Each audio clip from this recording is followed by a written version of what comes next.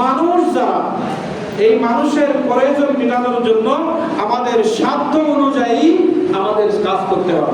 আমি যেটুকু পারি, আমার দ্বারা যেটুকু সম্ভব, অর্থ দিয়ে হোক, মুখের কথা দিয়ে হোক, পায়ে হেঁটে গিয়ে হোক, হাত দ্বারা কাজ করে হোক।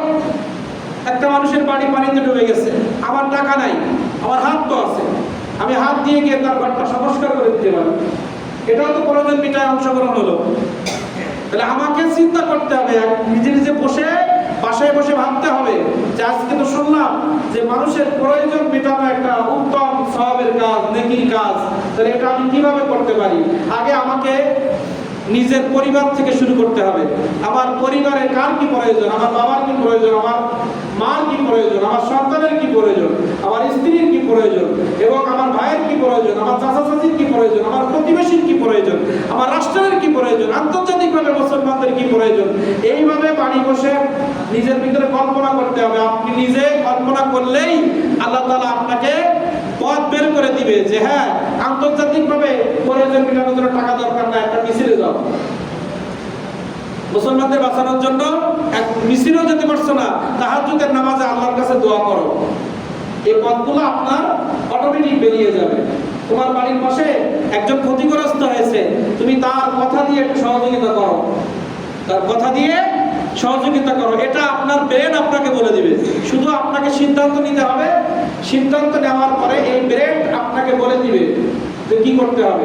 আমার যখন টাকার প্রয়োজন, টাকার যখন প্রয়োজন, তখন আমাকে মাটি কাটতে যাওয়া, মানুষের দোকানে কর্মচারী হওয়া, এর জন্য কি আমাদের কেউ বলে দেয় না? আমার মাথার চলে আসে।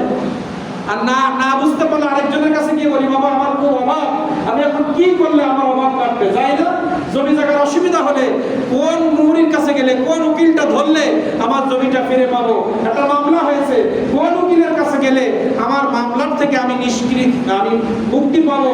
এটা তো আমাদের কেউ শিখায় দেয় না। আমরা চিন্তা করি যে এখান থেকে আমাকে বাঁচতে হবে, এই বাঁচার জন্য পথগুলো অটোমেটিক আমার সামনে চলে আসে, সেটা মানুষের সহযোগিতা হোক আর নিজের চিন্তা করে হোক।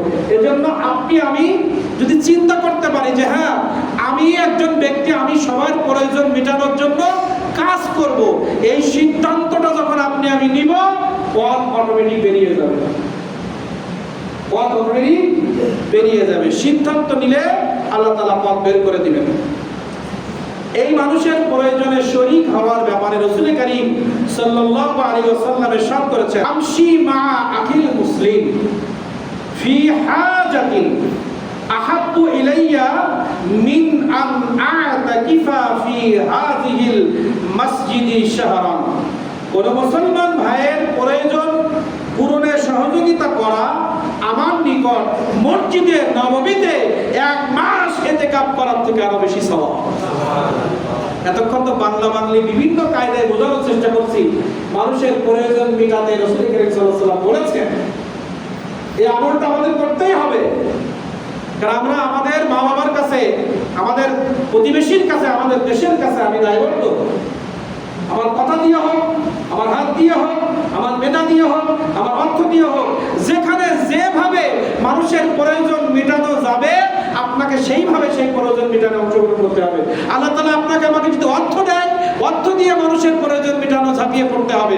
আপনার আমার অর্থ নাই, কিন্তু আমার মেধা আছে, এই মেধা দিয়ে আমি যদি মানুষের কাছে আমার মেধা আমি ছড়িয়ে দেই, তার মাধ্যমে, যেমন এই এলাকায় একটা বিপদ হলো, আপনার আমার টাকা নাই, যাদের আছে তাদের পাশে গিয়ে ভাই এইভাবে করলে মানুষের উপকার হতো, এই কথাটা তো আমি বলতে পারি। এর মাধ্যমেও তো প্রয়োজন মেটানোর সওয়াব আল্লাহ তাআলা আপনাকে আমাকে দিবে। এজন্য কথা দিয়ে হোক, মেধা দিয়ে হোক, হাত দিয়ে হোক, পা দিয়ে হোক, অর্থ দিয়ে হোক, পরামর্শ দিয়ে হোক, আমাদের সামনে হাজারো পথ আল্লাহ তাআলা খুলে দিয়েছেন। শুধু মানুষের প্রয়োজন মেটানোর জন্য শুধু অর্থ লাগে না, সিদ্ধান্ত নিলে বিভিন্নভাবে মানুষের উপকার করা যায়, বিভিন্নভাবে মানুষের। শুধু আমরা আমাদের সিদ্ধান্ত কি? সকালে যাব, বিকালে আসবো, টাকা নিয়ে বাজার করবো, চার দোকানে বসবো, 20-30 টাকা বিল করবো, ব্যাস আবার ঘুমায় পড়বো, আবার সকাল। এর বাইরে আমরা সিদ্ধান্ত নেই না, এর জন্য আমাদের ব্রেন খোলে না। আমাদের সিদ্ধান্ত কি? যেভাবে হোক আজকের বাজারটা করব, বাড়ি রান্না করা হবে, আর চায়ের দোকানে তো যার যা অভ্যাস, আমাদের যার প্রত্যেকের যার যা অভ্যাস সেগুলো খাইতে হবে, আমাদের প্রয়োজন। এর বাইরে আমাদের সিদ্ধান্ত নেই।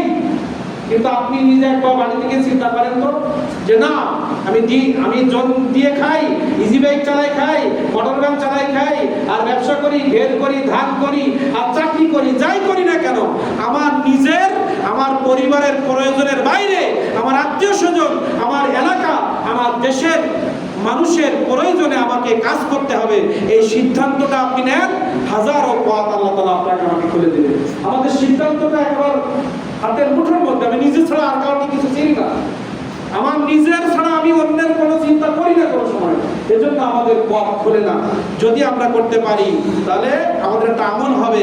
আর এই প্রয়োজন মিটালে সওয়াব কি হবে? তত বললাম, কি সওয়াব হবে?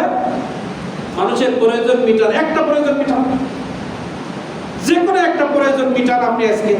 আর প্রতিদিন যে কোনো একটা ভালো কাজ করার অভ্যাস করেন। না সাহাবীদের ছিল, রাসূল কারীম সাল্লাল্লাহু আলাইহি ওয়াসাল্লাম প্রতিদিন একটা না একটা ভালো কাজ করতেন। যে কোনো ভাবে একটা ভালো কাজ করার সিদ্ধান্ত আজকে নেন। যেখান থেকে বেরোবো আজকের থেকে প্রতিদিন, এখানে রাস্তায় সমস্যা, আপনি নিজে একটা মাটি নিয়ে এখানে ফেলাই দেন, 10টা মানুষের চলাফেরা সেখানে প্রয়োজন, হাজারো মানুষের চলাচলের প্রয়োজন মিটে যাবে। একটা মানুষ অসুস্থ, আপনি তার বাসায় গিয়ে একটু চিকিৎসার টাকা আপনি না পারেন 10 জনের কাছে নিয়ে যান, অথবা আপনি পরামর্শ দেন, ভাই আপনি অমুক জায়গায় গেলে আমি সাথে যাবো, ওখানে গেলে ফ্রি চিকিৎসা করা যাবে। এটাও একটা প্রয়োজনে। কয়দিন ইতিকাফ? মসজিদে নববীতে 1 মাস, মসজিদে নববীতে একটা উপকার যদি আপনি কারো করেন, একটা হাজাত যদি কারণ পূরণ করেন, সে একটা ব্যক্তির হাজাত হতে পারে, 10টা ব্যক্তির হাজাত হতে পারে।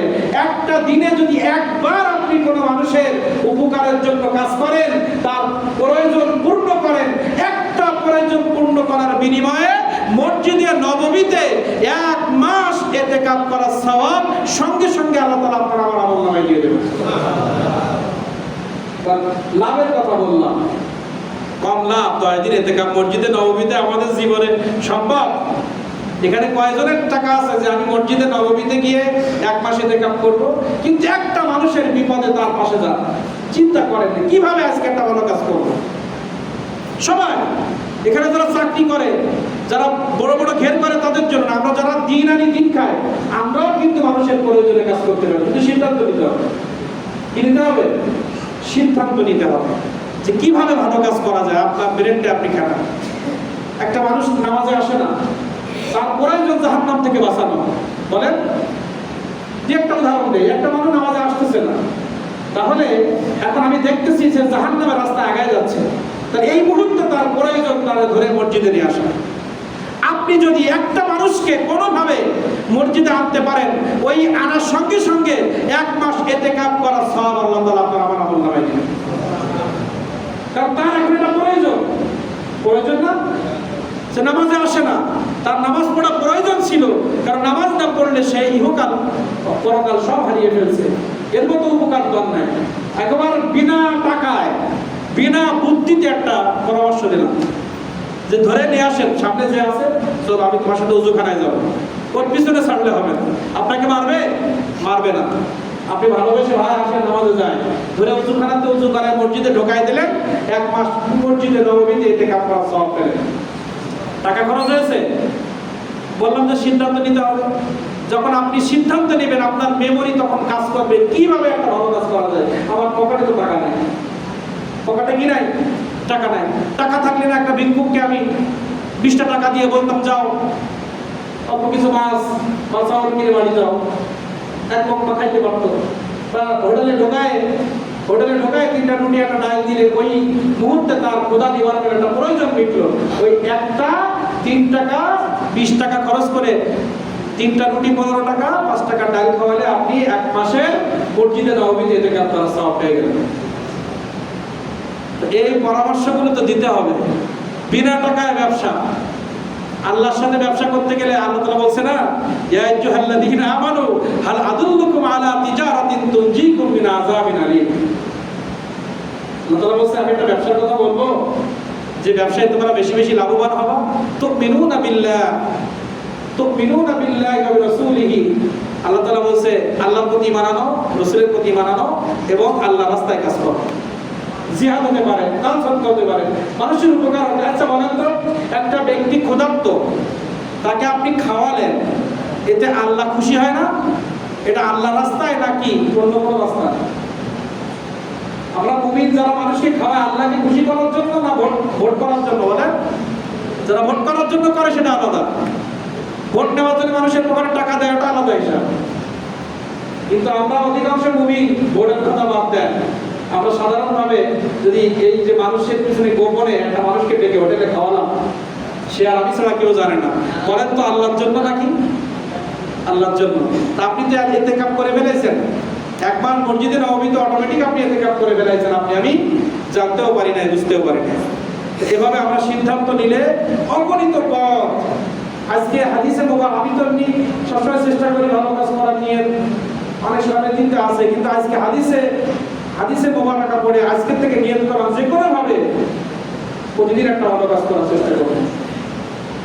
আল্লাহ তাআলা তৌফিক দান করুন। এবং ভালো কাজের জন্য সবসময় মেমোরিটারে কাজে লাগাতে হবে। বিনা টাকায় ইতিকাফের সওয়াব। শুধু একটা হাত ধরে মসজিদে নিয়ে আসে না, শুধু একটা অসুস্থ মানুষ গিয়ে মাথায় হাত বোলায় একটু দোয়া করে দিয়ে আসে না, ওই মানুষটা যদি খুশি হয় অটোমেটিক ইতিকাফের সওয়াব হয়ে যাবে। টাকা লাগে? একটা অসুস্থ মানুষের বাড়ি পায়ে হেঁটে যান, 10 লাখ টাকা দিলে যে কাজ হয় তার থেকে বেশি কাজ হবে এই মানুষের মুখে হাসি, যে বা আমার ভাই আমাকে দেখতে আসছে, আমার ভাই আমাকে দেখতে আসছে। আমরা কত মানুষ দীর্ঘদিন বাড়িতে পড়ে আছে, একদিনও খোঁজ নেয় না। কেন নেন না? কি কারণে? কিসের হিংসা, কিসের রাগ? পড়ে গেলে তো সব রাগ ফুরিয়ে গেল, আফসোস হবে। কেন? আমি ইগোর কারণে, কেন আমি একটু রাগের কারণে। হতে পারে আমার জমি জায়গা নিয়ে ঝামেলা, হতে পারে আমার রাজনৈতিক ঝামেলা, হতে পারে আমার এলাকার কোনো ঝামেলা, তার জন্য আমি তার পাশে গেলাম না। আমি কত বড় একটা নিমখার আমি কাজ করলাম, এটা মৃত্যুর পরে বোঝা যাবে। আফসোস আর আফসোস হবে, শুধু আফসোস হবে যে বহু সুযোগ ছিল, বিনা টাকায় সব কামানোর বহু সুযোগ ছিল, কিন্তু আমি ইগোর কারণে, স্বার্থের কারণে আমি এই কাজগুলো করতে পারি না। এই আফসোস মৃত্যুর পরে হবে।